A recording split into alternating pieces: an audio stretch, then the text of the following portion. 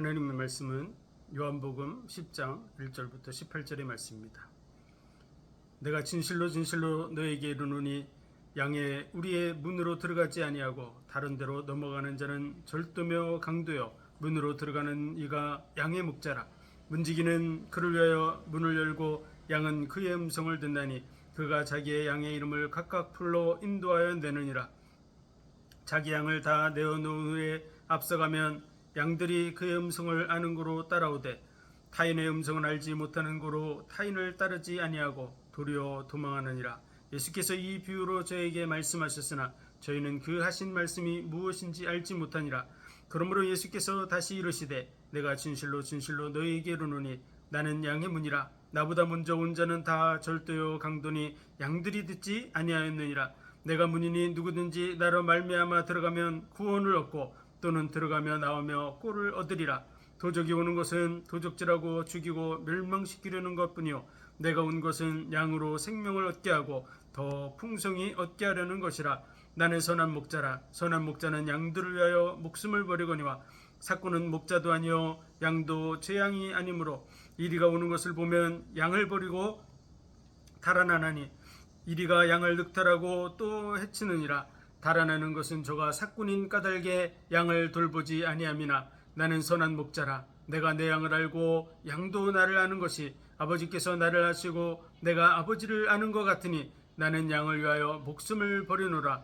또 이 우리에 들지 아니한 다른 양들이 내게서 내가 인도하여야 할 터이니 저희도 내 음성을 듣고 한 무리가 되어 한 목자에게 있으리라. 아버지께서 나를 사랑하시는 것을 내가 다시 목숨을 얻기 위하여 목숨을 버림이라. 이를 내게서 빼앗는 자가 있는 것이 아니라 내가 스스로 버리노라. 나는 버릴 권세도 있고 다시 얻을 권세도 있으니 이 계명을 내 아버지에게서 받았노라 하시니라. 아멘. 기도하겠습니다. 하나님 은혜와 사랑과 복 주신 감사합니다. 오늘도 하나님의 은혜 속에 우리의 삶이 있는 줄 믿습니다. 예수 그리스도와 그 십자가의 은혜로 우리의 중심이 늘 되새김질되게 도와주시고 그 은혜 속에서의 복된 삶 살아가며 또 많은 영혼들이 구원의 은혜 속에 함께 세워지게 하여 주옵소서. 모든 영광을 주님 받으시기 원하며 예수 그리스도 이름으로 감사하며 기도하옵나이다. 아멘. 오늘 요한복음은 예수님께서 자신을 양의 문 또 선한 목자라고 말씀하고 있습니다. 요한복음은 시작부터 예수님은 어떤 분인가를 알려주고 있죠. 그래서 요한복음 1장에 태초에 말씀이 계시니라. 이 말씀이 하나님과 함께 계셨으니 이 말씀은 곧 하나님이시니라. 그래서 요한복음은 예수님이 어떤 분이냐? 그러면 첫 번째 그분은 하나님이시다. 태초에 말씀으로 계셨던 하나님이시다. 그분은 창조주시다. 이렇게 말씀해주고 있습니다. 그래서 말씀이 육신이 되어서 우리 가운데 오셨는데 독생자의 영광이요 은혜와 진리가 충만하더라. 독생자의 영광을 가지고 이 땅에 오신 분. 요한은 그를 가리켜서 증거하기를 보라 세상 죄를 지고 가는 하나님의 어린 양이다. 이렇게 하면서 예수님을 소개하고 있습니다. 그리고 2장에서는 혼인잔치 주인공 그분이 바로 예수 그리스도다. 내 때가 아직 이르지 아니하였나이다. 이 말은 아주 작은 거지만 굉장히 중요한 것입니다. 그리고 3장에서는 거듭남에 대해서 우리가 어떻게 거듭날 수 있습니까? 다시 어떻게 태어납니까? 우리가 다시 태어나기 위해서는 내가 먼저 죽어야 되는데 내 대신 예수 그리스도께서 죽으신 줄로 믿습니다. 그래서 예수님께서는 인자가 높이 들려야 하리라. 예수님이 모세가 광야에서 구리뱀을 둔 것과 같이 구리뱀을 장대에 달아서 높이 들었죠. 그와 마찬가지로 예수님께서 십자가에 못 박혀 죽으실 것에 대해서 말씀하고 계세요. 인자가 높이 들려야 하리라. 그래서 저를 믿는 자마다 영생을 얻는 이것이라. 믿음은 모든 관계의 시작입니다. 하나님은 우리에게 사랑을 말씀하시기를 원해요. 그런데 사랑도 눈에 보이지 않는 것입니다. 그것이 받아들여지기 위해서는 상대에 대한 믿음이 절대적으로 필요하죠. 믿음이 있어야 그 말을 진심으로 받아들이게 됩니다. 그래서 믿음은 기초예요. 그래서 하나님과의 관계를 열어가는 기초가 뭐냐? 그럼 믿음이에요. 그럼 그 믿음을 어떻게 형성할 수 있냐? 신명기 30장에 보면 하나님의 말씀을 어떻게 우리의 삶에 적용합니까? 이렇게 물으니까 너희가 그 말씀이 매우 가까워서 내 입에 있고 마음에 있은즉 행할 수 있느니라 이렇게 말씀하시는데, 로마서 10장에서 바울이 그 말씀을 인용하면서 이것이 곧 우리가 전파하는 믿음의 말씀이라고, 그래서 믿음은 들음에서 나고 들음은 그리스도의 말씀으로 말미암는다고 말씀하고 있습니다. 그래서 예수 그리스도 중심의 말씀으로 우리가 말씀을 정리해서 계속해서 들어야 됩니다. 그래서 그 말씀이 매우 가까워서 내 마음에 있고 입에 있은지 행할 수 있다고 말씀하신 것처럼, 이 예수 그리스도 중심의 말씀, 그 십자가와 사랑의 말씀이 우리 속에 가득 차서 그것이 입으로 고백되어지는 그런 수준으로 점점 나아가야 될 줄로 믿습니다. 내 믿음의 분량이 얼마큼 되죠? 그러면 그 분량은 바로 내 속에 그 말씀이 얼만큼 계속해서 들려지고 그것이 채워져서 내 입으로 고백되느냐가 그의 믿음의 분량이라고 할 수 있습니다. 그래서 물론 모든 믿는 자들에게 구원을 주시는 하나님의 능력이다, 복음에 대해서 이렇게 말씀하죠. 모든 믿는 사람은 다 구원받습니다. 그의 믿음이 작든 크든 구원받습니다. 믿음으로 말미암아 구원받는데, 그 믿음이 삶에 적용되는 부분에 있어서는 그 믿음의 분량만큼 적용되게 되겠죠.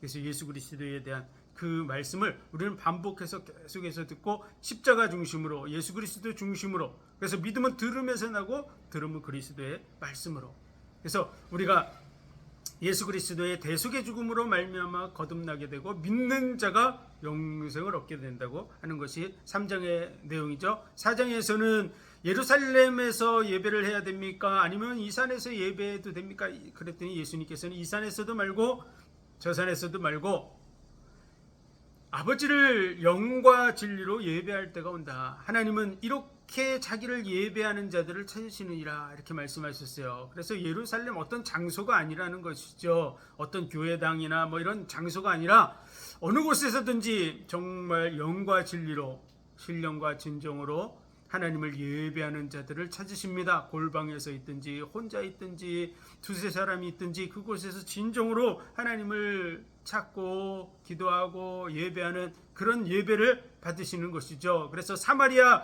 그 성중에 하나님은 추수할 때가 가깝다 이렇게 말씀하고 있습니다. 5장에서는 진정한 은혜를 베풀 자가 누구냐? 베데스다 못에 그 천사가 물을 동해 주기를 바라는, 천사가 은혜를 베풀어 줄 거라고 생각하고 있지만 진정한 은혜를 베푸는 자는 천사가 아닙니다. 하나님이 진정한 은혜를 베푸시는 분이시죠. 그 하나님이 말씀이 육신이 되어서 우리 가운데 오셨는데 그분이 바로 예수 그리스도예요. 그래서 그 베데스다 연못의 진정한 주인공, 은혜의 못의 그 주인공이 누구냐? 바로 예수님이시죠. 그래서 예수님이 그 못에서 자신을 드러내 나타내 주시는 것입니다. 6장에서는 오병이어의 기적을 통해서 사람들이 먹는 거에 대해서 관심을 가지고 예수님을 찾아왔습니다. 그랬더니 예수님께서는 썩을 양식을 위해서 일하지 말고 영생하도록 있는 양식을 위하여 일하라. 하나님이 보내신 자를 믿는 것이 하나님의 일이니라. 그리고 내 살을 먹고 내 피를 마시라고, 이렇게 내 살은 참된 양식이요 내 피는 참된 음료라고 예수님 말씀하시죠. 예수 그리스도의 그 십자가의 대속의 은혜, 그 십자가의 은혜를 받을 때에 우리에게 영생의 축복이 주어지는 줄 믿습니다. 내가 잃은 말이 영이요 생명이라.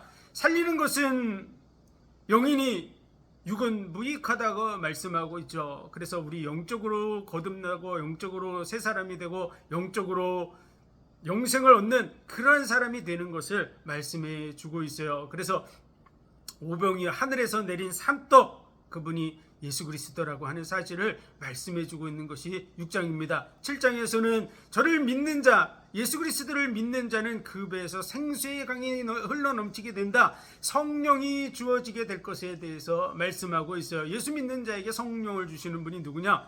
그분이 바로 예수 그리스도야. 8장에서는 가늠한 여인이 예수님 앞에 붙들려 왔습니다. 그랬을 때 죄 없는 자가 먼저 돌로 치라 그랬어요. 그런데 그 자리에는 죄 없는 사람이 아무도 없었습니다. 이 시대에도 마찬가지예요.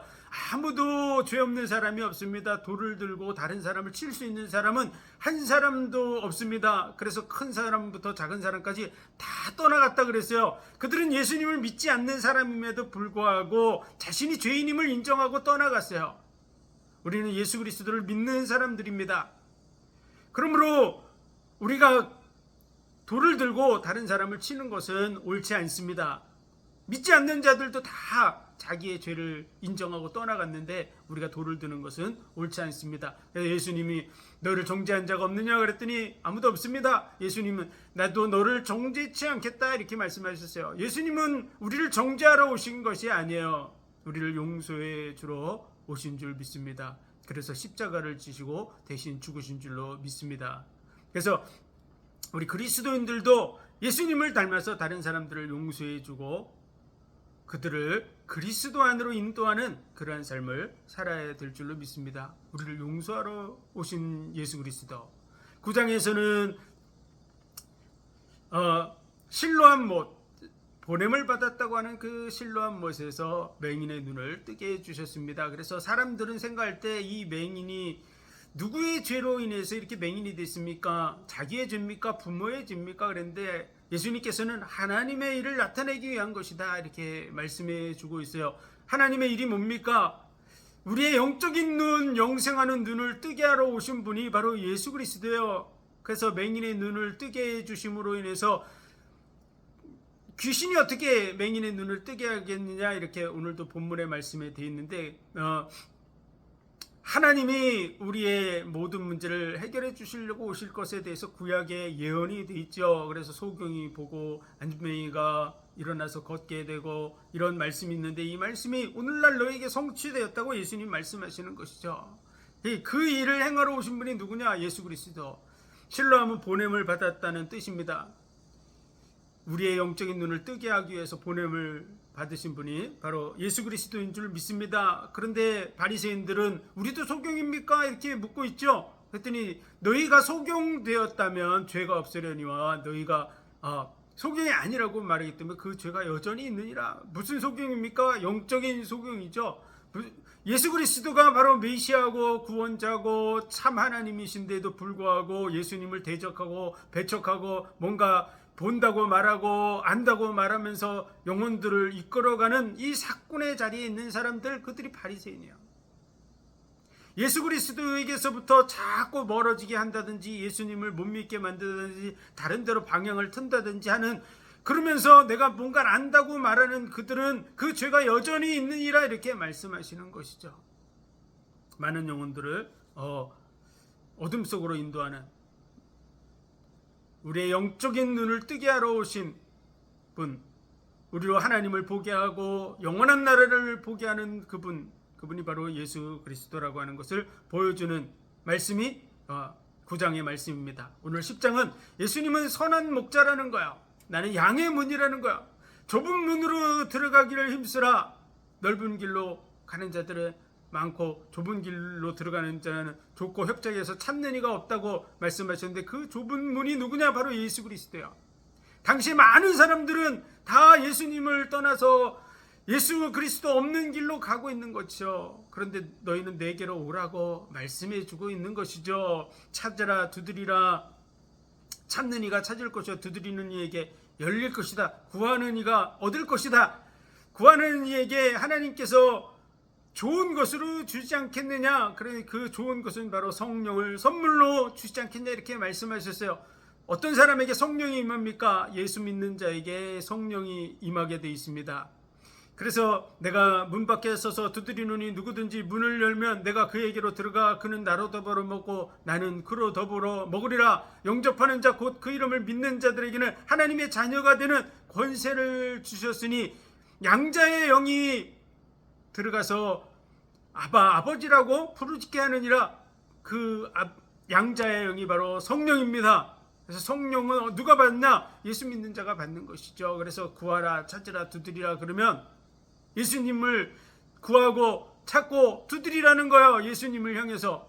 그럼 만나게 될 것이고 그리고 성령을 선물로 받아서 구원 얻게 될 것이라고 말씀하고 있는 것입니다. 그래서 양의 문, 그 양의 문은 바로 예수 그리스도예요. 그리고 예수님은 선한 목자라 이렇게 말하는 거죠. 그럼 선한 목자 다음에는 사꾼 목자 있죠. 그리고 거짓 목자들도 있습니다. 마태복음 7장에서도 거짓 목자라고 이렇게 말하고 있는데요. 양의 탈을 쓰고 너에게 나오나 그들은 노략질하는 일이라 이렇게 말씀하고 있죠. 영혼들을 속이고 있는 그런 많은 거짓 선지자들이 있습니다. 그 시대에도 존재했었죠. 예수님을 못 믿게 하고 예수님을 대적하게 하고 예수 믿으면 유대교에서 추리시키겠다고 하고 이렇게 협박하고 있는 그러한 거짓 선지자, 거짓 목자들이 있었어요. 마찬가지로 이 시대에도 그런 사람이 있습니다. 예수 그리스도를 믿어야 되는데 예수 그리스도를 못 믿게 만들고 자기가 하나님이라고 말하는 자들이 있는가 하며 예수 그리스도를 떠나서 다른 길로 인도하는 안식일을 중요하게 생각한다든지 뭐 이런 이상한 것들을 강조하고 하는 자들이 많이 있습니다. 그래서 그들은 거짓 선지자, 거짓 목자의 역할을 하는 거죠. 그래서 그들이 주여 주여 할지라도 천국에 들어가지 못한다고 말씀하고 있습니다. 예수 믿는 자, 예수 그리스도 중심으로 설 때 들어가게 되는 줄 믿습니다.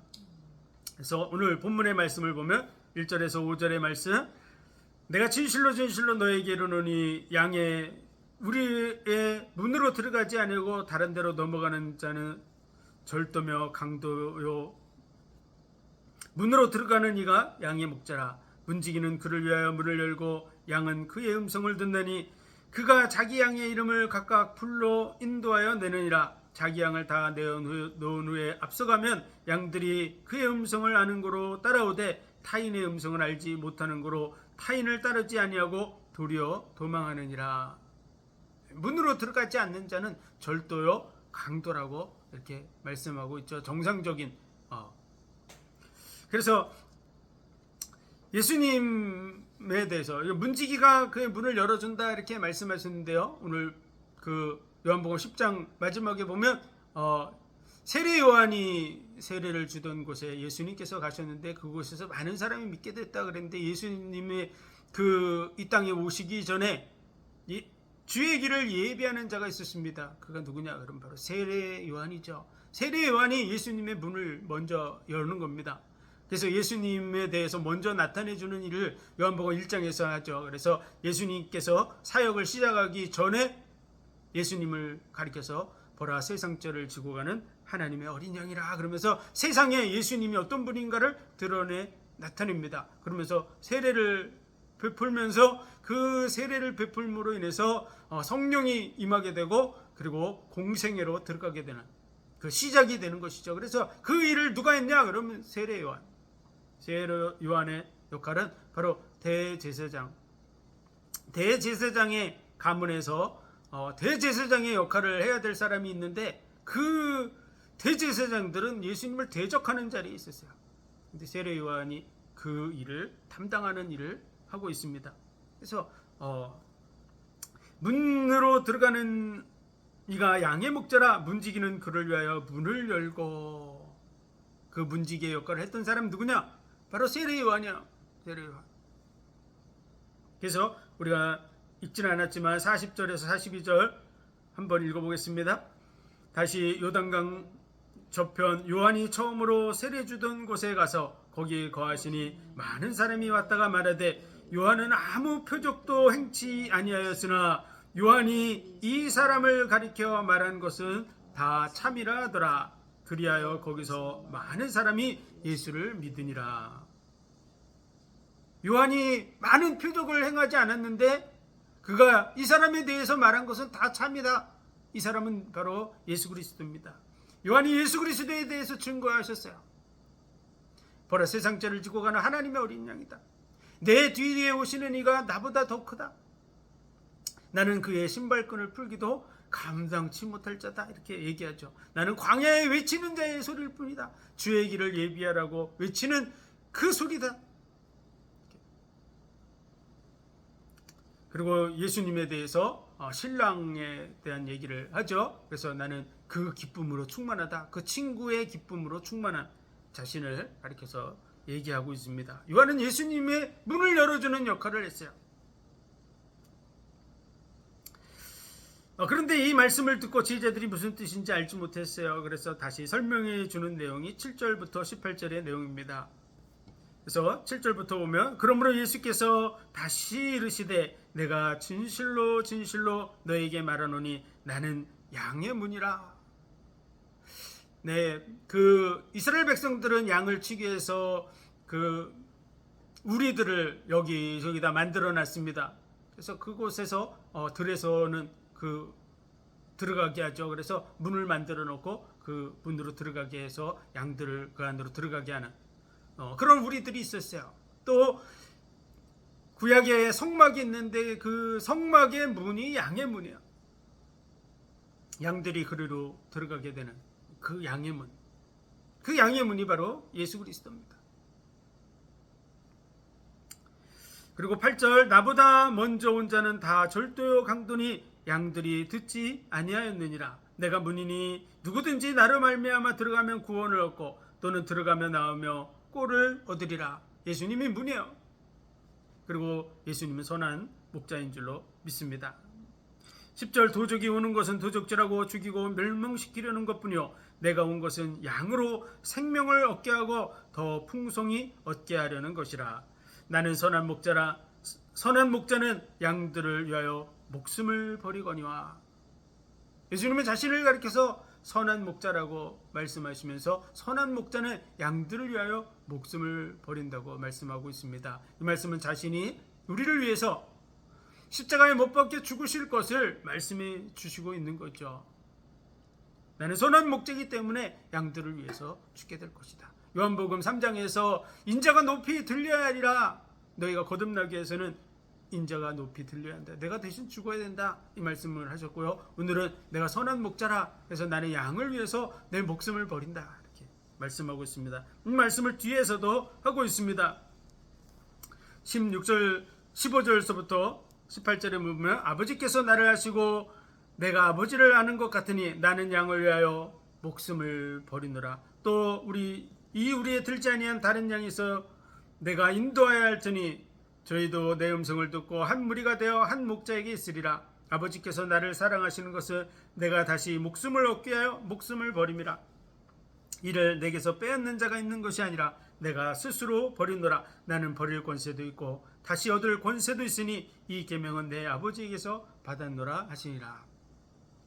예수님은 오늘 말씀을 통해서 자신이 십자가에 죽으실 일에 대해서 다시 한번 반복해서 얘기하고 있어요. 이제 예수님이 점점 그 공생의 마지막을 향해서 달려가고 있는 그런 상황 속에서 이 얘기를 해주고 있는 것이죠. 그리고 나는 양의 문이다 이렇게 말씀하시면서 나보다 먼저 온 자는 다 절도요 강도니 양들이 듣지 아니하였느니라. 도적이 오는 것은 도적질하고 죽이고 멸망시키려는 것뿐이요 내가 온 것은 양으로 생명을 얻게 하고 더 풍성히 얻게 하려는 것이라. 예수 그리스도를 못 믿게 하는 그 당시에 먼저 앞서서 그런 역할을 했던 사람들이 있습니다. 오늘 말씀의 그런 배경을 보면 이 예수님께서 이 일을 하는 그런 부분에 대해서 22절에 보면 예루살렘의 수전절이 이르니 때는 겨울이라 예수께서 성전한 솔로몬 행각에 다니시니 유대인들이 에워싸고 가로되 당신이 언제까지 우리 마음을 의혹해 하나이까 그리스도여든 밝히 말하시오 이렇게 말하는 내용이 나옵니다. 수전절은 무슨 절기냐면 이 알렉산더 대왕이 30세에 그 전쟁을 일으켜서 죽고 그리고 그의 후계자들이 나라를 차지했습니다. 그런 속에서 안티오코스라고 하는 그 사람이 하나님의 성전을 모욕하고 그리고 유대계의 이 하나님을 섬기는 이 제사와 절기를 폐하는 이런 일을 했습니다. 그리고 거기에 제우스 신상을 세우고 돼지를 제물로 드려서 성전을 모독하는 일을 했는데 그 부분에 대해서 분노하고 유대인들이 일어나서 전쟁을 일으켜서 그 성전을 다시 탈환하는 그러한 일이 있었죠. 그 일을 통해서 이 수전절이라고 하는 그런 절기가 만들어졌습니다. 그래서 그 절기를 통해서 그 전쟁을 주도했던 유대 민족의 그 지도자, 그 수전절의 절기를 통해서 그 절기 날짜를 예수님이 오시는 날과 같이 그렇게 여기는 것이 유대인들이죠. 유대인들이 생각할 때는 그분이 메시아다 이런 생각을 은연중에 가지고 있었던 것이죠. 정치적인 메시아. 그런데 그들이 한 일 자체가 나쁜 것은 아니었어요. 성전을 모욕하고 예배하는 것을 금하고 했던 부분에 대해서 그것을 탈환하고 성전을 정화하고 회복시키고 하는 것은 나쁜 일이 아니에요. 근데 문제는 뭐냐면 메시아가 왔어요. 근데 예수 그리스도를 믿지 못하게 하는 역할이 되는 거예요. 결과적으로는 겉으로 보여지는 모습에서는 좋은 일이었어요. 하나님 앞에서 정말 선한 일처럼 보이는 일이었죠. 근데 문제는 뭐냐면 메시아가 왔어요. 그런데 그 예수 그리스도를 믿지 못하게 함으로써 결과는 많은 유대인들이 예수님을 믿지 못함으로 어디로 가게 될까요? 영원한 멸망 속으로 가게 되는 것이죠. 그래서 그 결과가 겉으로 볼 때는 좋아 보이는데 내적으로 보면 절도요, 강도요, 그들의 영혼을 도적질하는 그런 결과를 가져오는 거예요. 그 결과가 오늘날까지도 이어지고 있는 것이죠. 그래서 오늘날까지도 이 수전절이 지켜지고 있고 이 수전절을 지키는 유대인들 때문에 미국에서는 성탄절, 크리스마스라고 하는 그 성탄절을 그 헐리데이로 바꿔버렸다고 하는 그런 얘기도 있습니다. 무슨 얘기냐면 크리스마스라고 하는 것은 그리스도의 날이라는 뜻인데요. 예수님이 바로 그리스도라고 하는 것을 선포하는 그런 의미가 담겨져 있죠. 크리스마스 그러면 그리스도의 날이다. 그 그리스도의 날이 예수님을 기념하고 이렇게 하는 것인데 그걸 할리데이로 바꾸어서 이 수전절의 주인공과 똑같이 여기게 이렇게 만드는. 그래서 유대인들이 그리스도가 왔는데도 불구하고 믿지 못하게 하는 이런 결과를 가져온 것이죠. 오늘 말씀에도 유대인들이 그렇게 얘기하는 것이죠. 유대인들이 에워싸고 가로되 당신이 언제까지 우리 마음을 의혹해 하나이까 그리스도여든 밝히 말하시오. 이렇게 그리스도가 왔는데 그 부분에 대해서 지금 혼돈스러운 그런 부분을 가지고 있는 것이죠. 마찬가지로 많은 사람들이 혼돈스러운데 이런 부분들 속에서 영혼들을 속이는 그런 역할을 하는. 그래서 수전절의 절기 이런 부분들을 그리스도인들이 지켜야 되냐? 그럼 그렇지 않습니다. 오히려 많은 사람들이 예수님을 못 믿게 만드는 역할을 하고 있는 것이 이 유대의 그 수전절의 절기죠. 이것은 하나님께서 모세를 통해서 이렇게 하게 만든 그런 절기 중에 하나가 아닙니다. 예수님을 드러내 나타내는 그러한 하나님이 만든 절기는 유월절, 그리고 맥추절, 초실절, 맥추절, 그 다음에 수장절, 초막절이라고 그랬죠. 그래서 예수님께서 다시 재림함으로 그 수장절은 성취되게 될 것입니다. 유월절은 예수님이 십자가에 못 박힌 날이에요.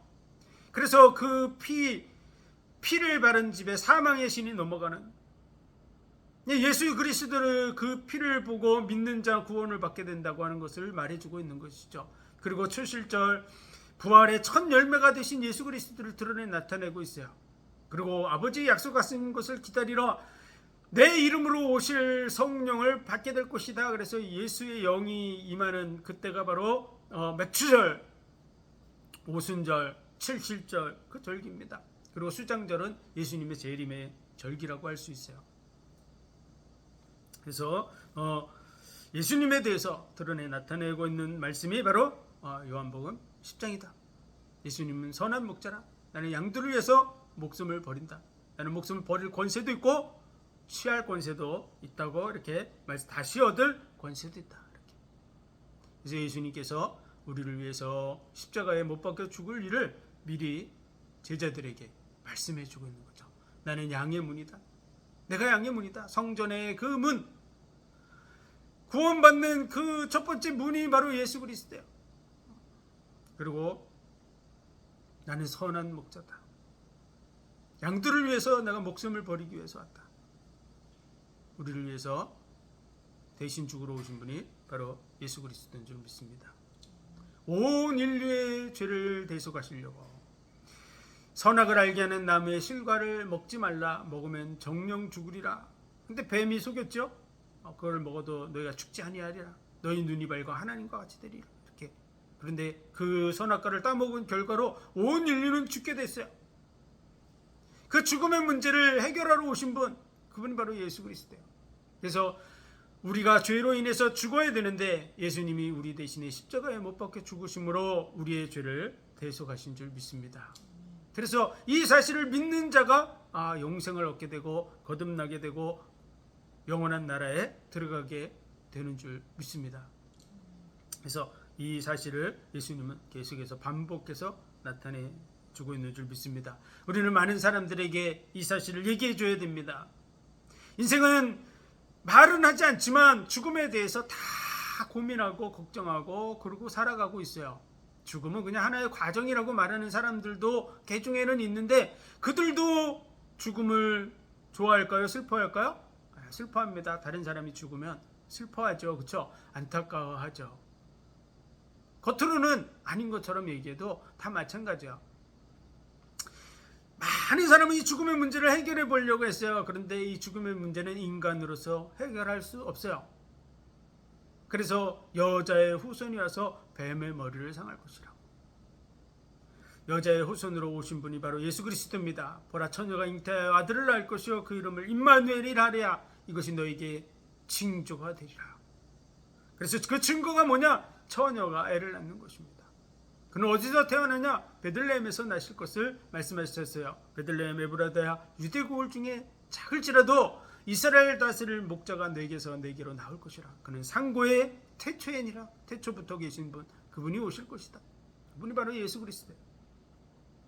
그래서 이 예수 그리스도께서 우리의 죽음의 문제를 해결하기 위해서 이 땅에 오셨습니다. 그래서 한 번 죽는 것은 정한 있죠. 그 후에는 심판이 있으리라 그랬는데 예수님이 우리 대신에 죽음으로 말미암아 저를 믿는 자는 심판에 이르지 않게 되는 줄 믿습니다. 그래서 인류의 근원적인 문제를 해결하신 분, 그분이 예수 그리스도예요. 이 사실을 우리는 알려줘야 될 줄로 믿습니다. 우리를 대신해서 죽으신 분이 바로 예수 그리스도라고. 그는 자기 목숨을 우리를 위해서 내어주셨을 뿐 아니라 다시 얻을 권세도 있기 때문에 죽음을 이기고 부활하셨어요. 그래서 부활하심으로 말미암아 천하 인간의 믿을 만한 증거를 주셨느니라. 우리 그 말씀 한번 찾아보겠습니다. 사도행전 17장 31절의 말씀입니다. 함께 있습니다. 이는 정하신 사람으로 하여금 천하를 공의로 심판할 날을 작정하시고 이에 저를 죽은 자 가운데서 다시 살리신 것으로 모든 사람에게 믿을 만한 증거를 주셨음이니라 하니라. 아멘. 천하를 공의로 심판할 날이 정해져 있어요. 그래서 요한계시록 20장 12절에 보면은 처음 하늘과 처음 땅이 없어졌어요. 이 하늘과 땅이 없어지면 어떻게 되죠? 모든 사람은 다 죽죠. 그래서 모든 사람이 다 죽었어요. 그리고 하나님의 보호자가 베풀어져 있고 그 외에 모든 죽은 사람들이 다 그 앞에 서 있습니다. 그때 하나님이 책들을 펼치고 그리고 또 다른 책이 펴졌으니 또 다른 책은 생명책이라고 말씀하고 있어요. 그래서 하나님이 공의로 심판하는 그 현장이 어디냐? 하나님의 그 보호자 앞에. 그리고 책들을 펼쳐놓고 심판합니다. 그 책들은 뭘까요? 성경책입니다. 성경책. 66권의 성경책. 그렇기 때문에 책들이라고 얘기하는 거야. 행위록이 아닙니다. 우리의 행위는 어디 있습니까? 우리 행위는 다 이렇게 기록이 돼 있어요. 우주에 총천연색으로 기록이 다 돼 있어요. 우리의 모습이 빛을 통해서 다 반사돼서 우주로 날아가고 있는데 그 우주의 빛을 포착해서 영상으로 만들면 우리의 모습을 볼 수가 있습니다. 저 멀리 있는 별의 모습을 카메라로 잡으면 그 별이 100년 전, 200년 전에 발사된 그 별의 모습이 우리 눈에 보이는 것이죠. 마찬가지로 우리의 모습 우주에 다 기록되어 있습니다. 그래서 행위를 하나님께서 적어놓을 필요가 없어요. 다 영상으로 보여주시고 있어요. 영상으로. 우리의 나는 깜깜한 데서 했는데요. 나는 나쁜 짓을 깜깜한 데서. 나는 아무도 없는 그런 그 막혀진 곳에서 나쁜 짓을 했는데요. 그래도 다 투과합니다. 이 빛이라는 게 가시광선만 있는 게 아니에요. 적외선과 자외선이 있어요. 그 광선들 중에는 이 벽들을 다 투과하는 그런 빛들이 있어요. 그래서 우리의 모습을 다 볼 수 있어요. 그래서 하나님 앞에서 자기의 죄를 자기가 짓고 한다고 이렇게 표현하고 있는데 범죄자들이 그렇죠. 막 자기는 죄를 안 졌다고 막 그렇게 하다가 그 장면을 쫙 보여주면 어떻게 됩니까? 그때 가서 직고하는 거죠. 제가 이렇게 저렇게 해서 이 사람을 죽이게 됐습니다. 뭐 이렇게 자기 입으로 직고하는 그런 모습들이 보여지는데 그렇다는 것이죠. 우리의 모습을 쫙 다 보여주면 거기서 다 자백하는 것이죠. 우리가 지금 이 세상에 사는 동안에 내 입으로 하는 말이 다 그 현장에서 들려집니다. 내 고백이. 우리가 하나님을 시인하고 있는지 거부하고 있는지 그런 모습 다 녹화되고 있어요. 그래서 어쨌든 하나님의 심판할 날, 천하를 공의로 심판할 날을 작정하시고 그날이 이루어질 것입니다. 이에 저를 죽은 자 가운데 다시 살리신 것으로 모든 사람에게 믿을 만한 증거를 주셨습니다. 지구상에 있는 모든 사람들에게 믿을 만한 증거를 줬는데 그게 죽음을 이기고 부활한 거예요. 왜냐하면 모든 사람은 죽음을 해결할 수가 없어요. 근데 그 죽음을 해결한 선악을 알게 하는 나무의 실과를 먹지 말라. 먹으면 정령 죽으리라. 이 말씀을 해결했다는 증거로 예수님은 죽음을 이기고 부활한 거죠. 그래서 내가 내 목숨을 버릴 권세도 있고 다시 얻을 권세도 있다. 그래서 그 아버지께로 받은 것이라. 그러면서 예수님께서 죽음을 당하시고 그리고 다시 부활하신 줄 믿습니다. 그래서 성결의 영으로는 죽은 자 가운데 부활함으로 하나님의 아들로 인정되셨느니라 이렇게 말씀하고 있는 것이죠. 그래서 온 인류에게 이 복음이 이미 선포된 줄로 믿습니다. 우리는 이 사실을 분명하게 많은 사람들에게 증거해 줘야 될 줄로 믿습니다. 우리를 대신해서 죽으신 분, 선한 목자로 오신 예수 그리스도입니다. 그분은 자기 목숨을 내어놓을 권세도 있고 다시 얻을 권세도 있어서 죽음을 이기고 부활하셨습니다. 모든 사람은 다 죽게 돼 있지만 에덴 동산에서 하나님이 말씀하신 그 말씀대로 정령 죽으리라 그 말씀대로 다 죽어야 되는데 예수님이 대신 죽으시고 그리고 그 문제를 해결했다는 증거로 부활하셨습니다. 라고 우리는 부활의 증인이 돼서 증거하는 그런 삶을 살아야 될 줄로 믿습니다. 기도하겠습니다. 하나님 은혜와 사랑 복 주신 감사합니다. 선한 목자로 양들을 위해서 목숨을 버린다고 말씀하시고 친히 십자가에 달려 죽으심으로 우리의 모든 죄와 허물을 담당해 주신 줄 믿습니다. 그리고 죽은 자 가운데 부활함으로 천하인간의 믿을 만한 증거를 우리에게 주신 줄 믿습니다. 이 복음이 땅끝까지 증거되게 하시고 많은 영혼들이 이 구원의 은혜 속에 함께 세워지게 하여 주옵소서. 모든 영광을 주님 받으시기 원하며 예수 그리스도 이름으로 감사하며 기도하옵나이다.